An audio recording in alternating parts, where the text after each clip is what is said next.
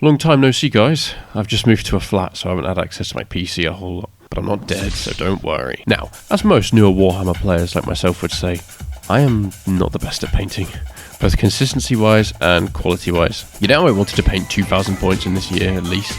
I thought I was being mega generous setting that goal, but the only full unit I've been able to paint throughout the whole of January is this lowly single model. Anywho, I come bearing an urgent statement for all to hear. Basing is tough.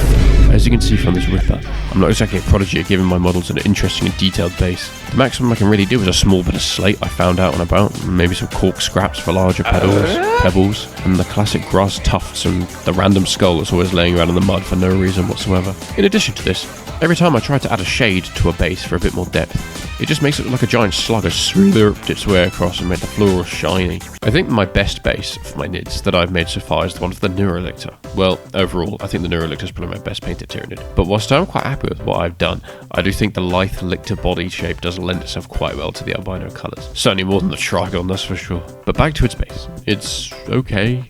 It's got 2 bits of grass, a kind of generic green one, and a patch of violet. And 3 rocks, 2 of which came in its kit.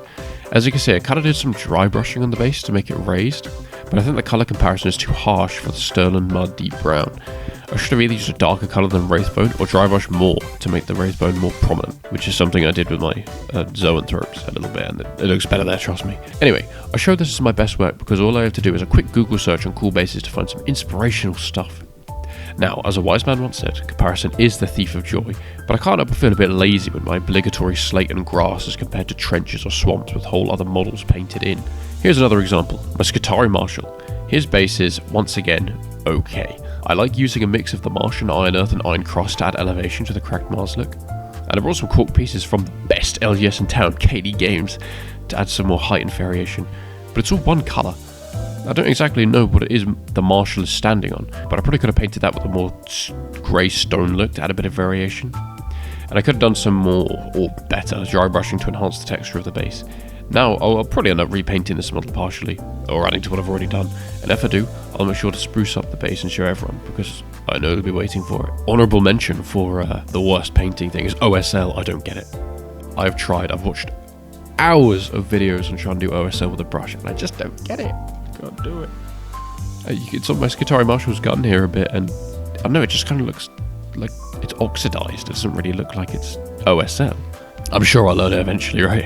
Yeah, anyway, that's all I kind of wanted to discuss today. I mean, mainly confirming the fact that I'm not a rotting corpse that can't make YouTube videos, and I'm still not great at painting. I'd love to do a painting stream at some point, but not until I'm a tad more popular, because if no one tunes in, I'll just be talking to myself the whole time. Kind of like I am now. Do you ever just struggle with specific aspects of painting like I do? Or are you all naturally gifted and I just suck? Let me know in the comments. I do like reading those. Bye bye.